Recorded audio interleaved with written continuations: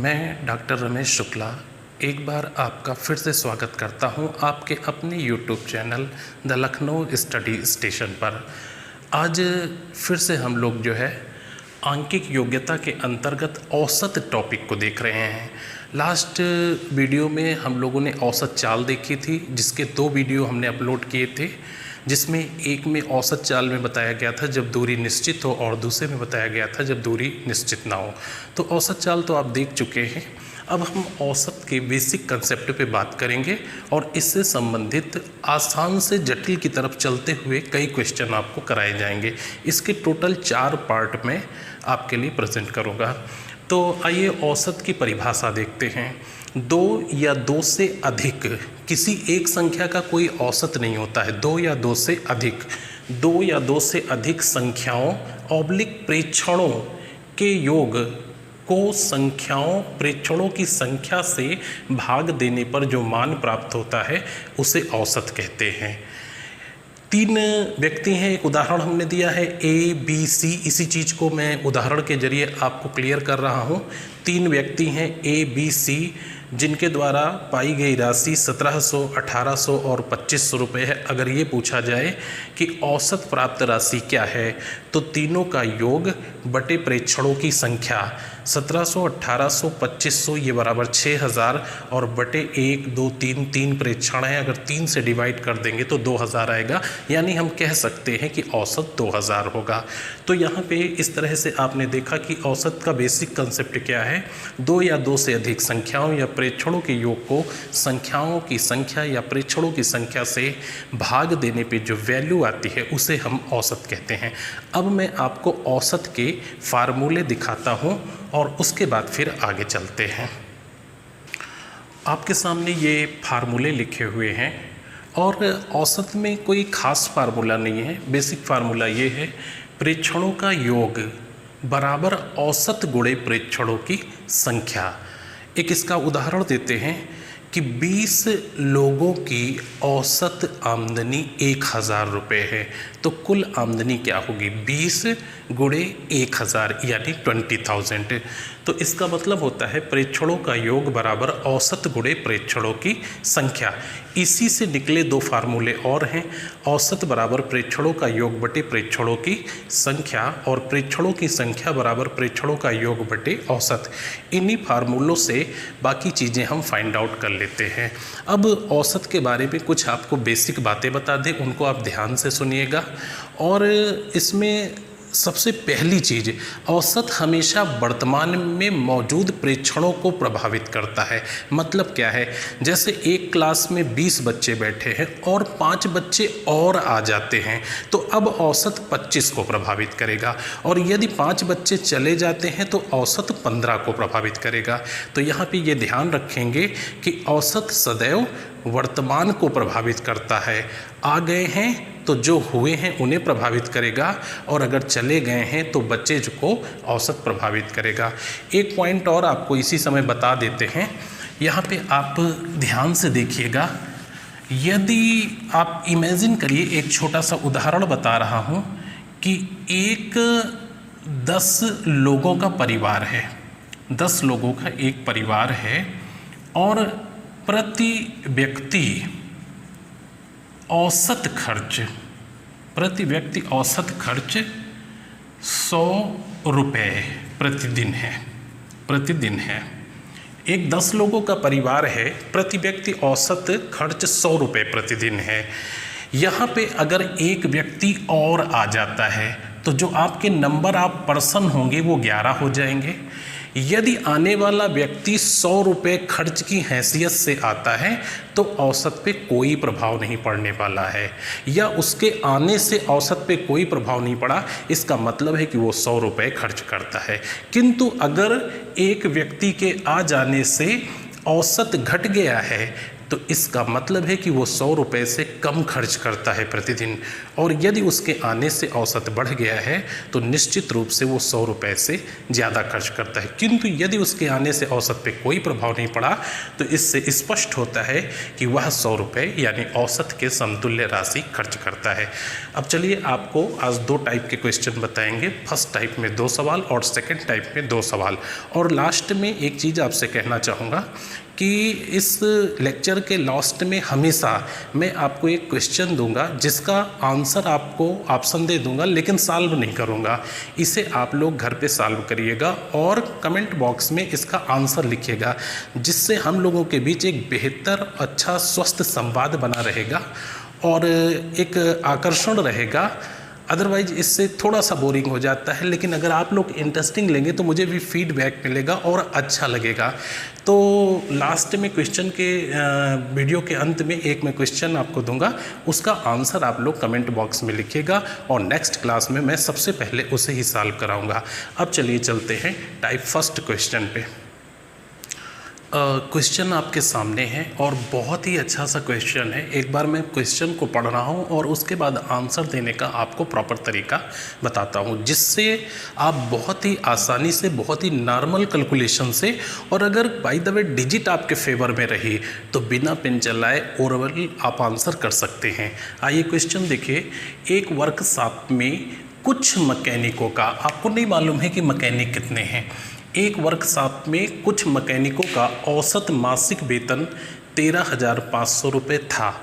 इसमें 5 इंजीनियर, जिनके मासिक वेतन का कुल योग 90,000 रुपये है, को शामिल कर लेने से वर्कशॉप के समस्त स्टाफ का औसत मासिक वेतन 750 रुपये बढ़ जाता है। आपको बताना है कि मैकेनिकों की संख्या क्या है और ऑप्शन आपको बताया गया है 31, 18, 25 एंड 19। तो इसी में से एक विकल्प सही है और मैं आपको बताता हूँ प्रॉपर तरीका क्या है। देखिए, यहाँ पे वर्कशॉप पे कुछ मैकेनिक थे और उनका औसत मासिक वेतन 13,500 रुपये चल रहा था। अगर इस 13,500 की हैसियत से 5 नहीं 50 लोग आए, औसत पे कोई प्रभाव नहीं पड़ने वाला है। लेकिन यदि इससे ज़्यादा लेकर के आएंगे तो सर्टेन औसत बढ़ेगा और इससे कम लेकर के आएंगे तो सर्टेन औसत घटेगा। अब आप देखिए, 5 लोग 13,500 की हैसियत से अगर आते तो क्या अमाउंट लेकर के आते? 67,500 ये अमाउंट लेकर के आते। लेकिन नहीं, ये 5 लोग 67,500 का अमाउंट लेकर नहीं बल्कि 90,000 रुपये का अमाउंट लेकर के आए। 90,000 रुपये का जब अमाउंट लेकर के आए तो आपने देखा कि 22,500 रुपये की धनराशि एक्स्ट्रा आ गई। अब ये एक्स्ट्रा धनराशि प्रभावित करेगी वर्तमान में मौजूद लोगों को। तो वर्तमान में जो मौजूद लोग हैं वो हैं मैकेनिक प्लस इंजीनियर। अब इसमें इंजीनियर की जो संख्या है वो 3 है, वो 5 है, वो आपको मालूम है। मैकेनिकों की संख्या नहीं मालूम है। ये 22,500 का अमाउंट जो एक्स्ट्रा आया है ये इनको प्रभावित करने वाला है, यानी वर्तमान में मौजूद लोगों को इसने प्रभावित कर दिया। 22,500 रुपये ने 750 रुपये प्रभावित कर दिया। 0 कैंसिल हो जाएगा, 75 दिया 225, यानी 30 लोगों को प्रभावित कर दिया। तो मैकेनिक प्लस इंजीनियर बराबर है 30। यदि इससे 5 इंजीनियर निकाल देंगे तो 25 मैकेनिक बच जाएंगे। ये आपका बिल्कुल खूबसूरत सा आंसर है। यानी आपको क्या करना था, एक बिल्कुल लिरिक्स टाइप का है कि यदि 13,500 की हैसियत से आते तो 67,500 लेके आते, लेकिन नहीं, 90,000 रुपये लाए, 22,500 ज़्यादा आए तो क्या हुआ, 750 औसत बढ़ा दिया। किसका? 30 लोगों का। ये 30 लोग कौन है? Mechanic plus engineer. यदि इंजीनियर को हटा दिया तो मैकेनिक शेष बच गए। तो चलिए आपको सेम टाइप के एक अगले क्वेश्चन पे ले चलते हैं और दिखा। क्वेश्चन आपके सामने लिखा हुआ है और जैसा आपने पीछे किया है वैसा ही क्वेश्चन है, बस माइनर सा अंतर है और इस डाइवर्जन को एक्सेप्ट करना होगा। क्या डाइवर्जन है उससे मैं अवगत करा देता हूँ। एक विद्यालय के कुछ जूनियर शिक्षकों का औसत मासिक वेतन 25,300 रुपये है। जब इसमें 3 सीनियर शिक्षकों को शामिल कर लिया जा गया जिनका औसत मासिक वेतन 32,000 रुपये था, तो समस्त स्टाफ का औसत मासिक वेतन 1,005 रुपये बढ़ जाता है। जूनियर शिक्षकों की संख्या क्या है? राइट। अब यहाँ पे आप देखिए लास्ट क्वेश्चन में जो 5 इंजीनियर थे उनके वेतन का योग मैंने दिया था, लेकिन इस बार जो 3 सीनियर शिक्षक हैं उनके वेतन का योग न दे करके मैंने औसत वेतन दे दिया है। तो इस सवाल को कैसे करेंगे? आप फिर पुराने नियम पे आ जाइए। आपके पास 3 सीनियर शिक्षक आते हैं, यदि वो इस हैसियत से आते तो औसत पे कोई प्रभाव न पड़ता, यानी उन्हें 25,300 रुपये की हैसियत से 75,900 रुपये का अमाउंट लेकर के ग्रुप में एंट्री करना चाहिए था, लेकिन वो 32,000 की हैसियत से तीनों एंट्री करते हैं। तो जब 32,000 की हैसियत से वो एंट्री करेंगे तो ये अमाउंट हो जाएगा 96,000। अच्छा, एक्स्ट्रा अमाउंट आ गया, ये आपको क्लियर हो गया है। औसत बढ़ेगा और औसत बढ़ गया है, तो इससे इसको घटा लेंगे, ये आ जाएगा 20,100। ये आ जाएगा आपका 20,100। अब 20,100 रुपये का एक्स्ट्रा अमाउंट आ गया है, जिसने जूनियर प्लस सीनियर यानी वर्तमान में मौजूद सभी शिक्षकों के औसत वेतन को इंक्रीज कर दिया है 1,005 रुपये। तो यहाँ पे जूनियर प्लस सीनियर जो शिक्षक हैं, सीनियर आपको मालूम है कि 3 हैं, इनका जो वेतन इंक्रीज हुआ है वो 20,100 रुपये और एवरेज जो इंक्रीज हुआ है वो 1,005 रुपये है। इससे अगर इसे डिवाइड कर देंगे तो 20 आ जाएगा, यानी जूनियर प्लस सीनियर शिक्षकों की संख्या 20 है, या विद्यालय का अब वर्तमान स्टाफ 20 लोगों का है। यदि इससे मैं 3 सीनियर शिक्षकों को निकाल दूं तो 17 जूनियर शिक्षक बच जाएंगे, और यही आपसे पूछा गया था।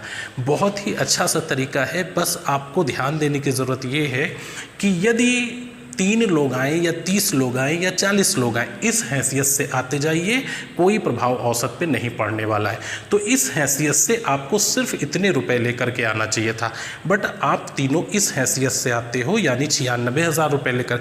जब 96,000 से 75,900 घटाओगे तो 20,100 रुपये का ये एक्स्ट्रा अमाउंट आ गया, और इसने वर्तमान में मौजूद सभी लोगों के एवरेज को इंक्रीज कर दिया 1,005 रुपये। ये 20 लोगों के औसत को बढ़ाता है। 20 में 3 सीनियर शिक्षक हैं, तो जाहिर सी बात है 17 जूनियर शिक्षक है। अब मैं आपको ले चल रहा हूँ सेकंड टाइप के क्वेश्चन पे। आइए, ये सेकंड टाइप का क्वेश्चन है, 2 क्वेश्चन इसमें डिस्कस करेंगे। तो सेकंड टाइप का पहला उदाहरण है, 28 सदस्यीय एक समिति की औसत आयु 55 सही 1/4 वर्ष है, फुल स्टॉप। इस समूह से एक 40 वर्षीय व्यक्ति चला जाता है तथा उसके स्थान पर दूसरा व्यक्ति आ जाता है, जिससे समूह की औसत आयु 3 माह बढ़ जाती है। आने वाले व्यक्ति की आयु क्या है? 4 ऑप्शन दिए हैं, 42 वर्ष, 47 वर्ष, 34 वर्ष और 41 वर्ष। इस क्वेश्चन को करने का सबसे बेहतर तरीका आपको बताते हैं, ध्यान से देखना है आपको। आपकी जो कमेटी है, समिति है, वो 28 सदस्य की है। यहाँ पे 28 मेंबर हैं, ये आपकी कमेटी है, और इसकी जो एवरेज एज है यानी औसत आयु जो दी हुई है वो आपकी है 55 सही 1/4 वर्ष। 55 सही 1/4 वर्ष औसत आयु दी है। अब आप देखिए, इस चीज़ को हम अपनी पूरी गणना में शामिल नहीं करेंगे, इसे हम टच नहीं करेंगे, और कैलकुलेशन बहुत ही आसान ढंग से करने वाले हैं। आप देखिए, 28 सदस्यीय समिति से एक व्यक्ति चला जाता है और दूसरा व्यक्ति यहाँ पे एंट्री कर जाता है। इस संख्या पे क्या प्रभाव पड़ता है? यानी 28 की संख्या पे कोई प्रभाव नहीं पड़ा, यहाँ पे एक व्यक्ति रिप्लेस हुआ है। रिप्लेस का मतलब किसी की जगह दूसरे व्यक्ति ने ले लिया है। हाँ, जाने वाला व्यक्ति 40 वर्ष का था। अब यहाँ पे आपको एक पॉइंट से अवगत करा दें, यदि आने वाले व्यक्ति से औसत आयु पे कोई प्रभाव नहीं पड़ता, तो निश्चित रूप से वह व्यक्ति 40 साल का है। यदि औसत आयु बढ़ जाती है तो आने वाला व्यक्ति 40 साल से ज़्यादा है, और यदि औसत आयु घट जाती है तो आने वाला व्यक्ति 40 साल से कम है। तो यहाँ पे आपके सवाल में लिखा है कि औसत आयु 3 माह बढ़ जाती है, तो इसका मतलब है कि इस तरह के ऑप्शन तो नहीं हो सकते। औसत आयु बढ़ गई है, इसका मतलब है कि आने वाला व्यक्ति जाने वाले से बड़ा है, तो इन तीनों में से कोई भी आंसर हो सकता है। अब आप देखिए प्रॉपर आंसर कैसे देंगे। औसत आयु बढ़ गई है कितनी? 3 माह। अब सवाल उठता है किसकी बढ़ गई, तो औसत सदैव वर्तमान को प्रभावित करता है, और वर्तमान में जो मेंबर हैं वो आपके एज इट इज 28 हैं, यानी 28 लोगों की औसत आयु बढ़ गई है। तो 3 माह 28 लोगों की बढ़ गई है, 28 × 84, यानी 84 माह वो बड़ा है। किससे? जाने वाले से। 84 माह को अगर आप वर्ष में कन्वर्ट करोगे तो ये 7 वर्ष हो जाएगा, अर्थात आने वाला व्यक्ति जाने वाले व्यक्ति से 7 साल बड़ा है। तो 40 वर्ष में 7 साल जोड़ देंगे, 47 ईयर आपका करेक्ट आंसर आ जाएगा। आने वाले व्यक्ति की आयु 47 वर्ष है। फिर से देख लीजिए, एक सदस्य जाता है और एक आता है, नंबर ऑफ पर्सन पे कोई प्रभाव नहीं पड़ता है। 3 माह औसत आयु बढ़ जाती है नए व्यक्ति के आने से 28 लोगों की, इसका मतलब वो 84 माह एक्स्ट्रा एज लेकर के आता है। 84 माह को हमने ईयर में कन्वर्ट कर दिया और जाने वाले में उठा करके जोड़ दिया, आने वाले व्यक्ति की आयु पता हो गई। इसे मैंने नहीं टच किया। अब आपको अगला सवाल दिखाते हैं। ये सेकंड क्वेश्चन है और इसमें अंतर क्या है, लास्ट वाले क्वेश्चन में मैंने औसत आयु दिखाई थी और इसमें औसत आयु नहीं दिखाई। पिछले काफ़ी समय से ये दोनों टाइप के प्रश्न पूछे जा रहे हो और पूछने की इनकी संख्या बहुत ज़्यादा है। तो एक बार मैं पढ़ के सुना रहा हूँ। 20 खिलाड़ियों की एक टीम में से 29 वर्षीय खिलाड़ी के स्थान पे दूसरे खिलाड़ी को ले लिया जाता है, जिससे टीम की औसत आयु 1/3 वर्ष घट जाती है। आपको बताना है आने वाले खिलाड़ी की आयु क्या है। तो आप फिर से इसको उसी तरह से करेंगे। आप देखिए, आपकी 20 खिलाड़ियों की एक टीम है, 20 खिलाड़ियों की एक टीम है।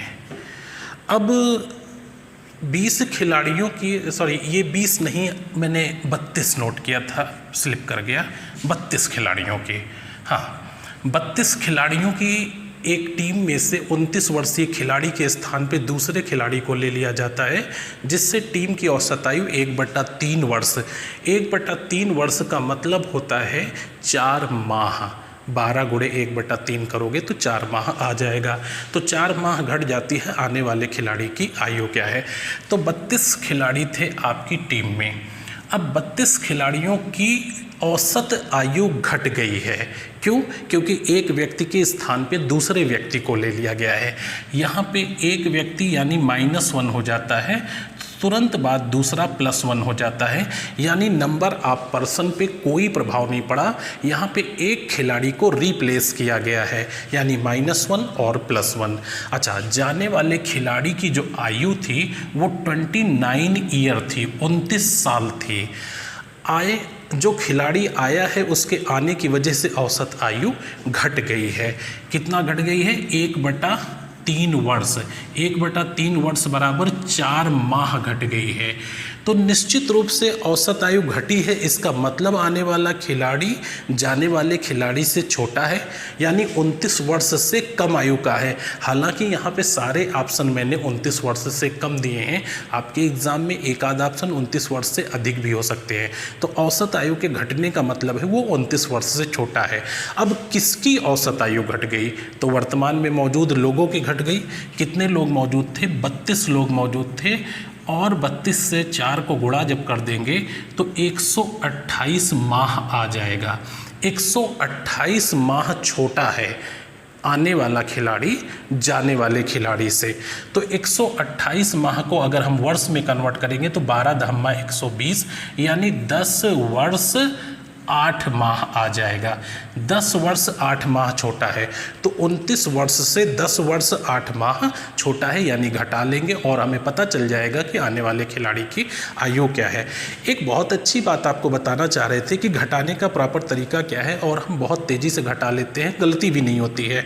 देखिए यहाँ पे 29 वर्ष लिखा है, 1 यूनिट है, और यहाँ पे 2 यूनिट दी हुई हैं। तो आप प्रैक्टिस इस तरह से करिए कि कहीं पे कोई कन्फ्यूज़न ना रहे।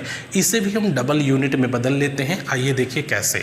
29 वर्ष को मैं इस तरह से लिखता हूँ 28 वर्ष 12 माह। तो क्या ये 29 वर्ष नहीं है? 28 वर्ष 12 माह भी 29 वर्ष है। अब उसको उठा के इसके नीचे रख देंगे 10 वर्ष 8 माह।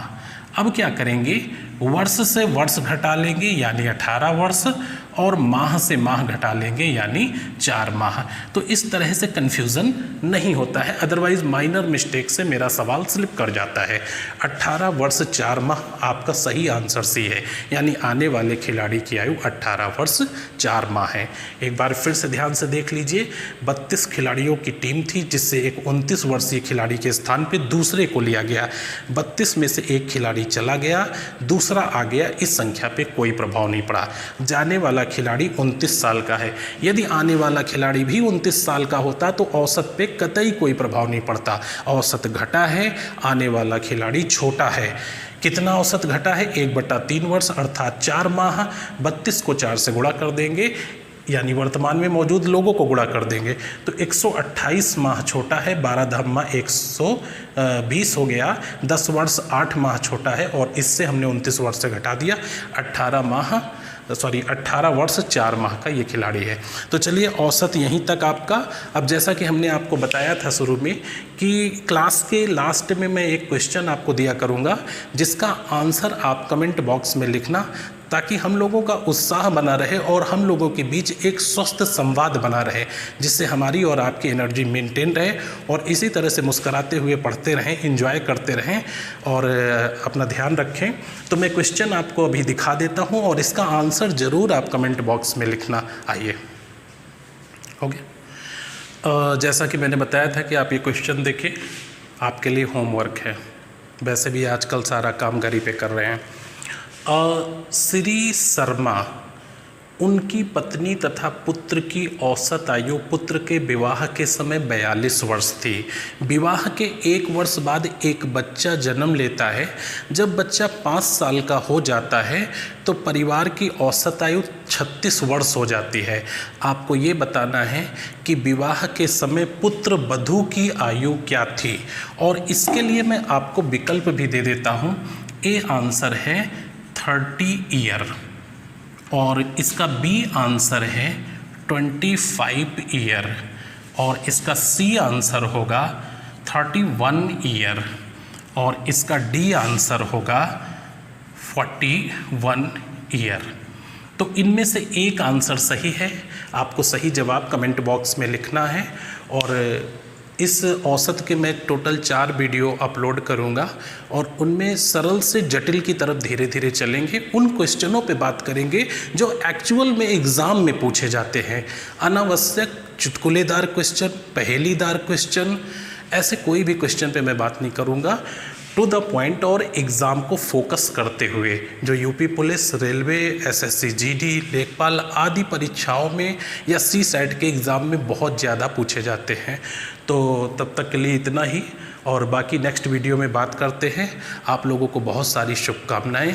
धन्यवाद।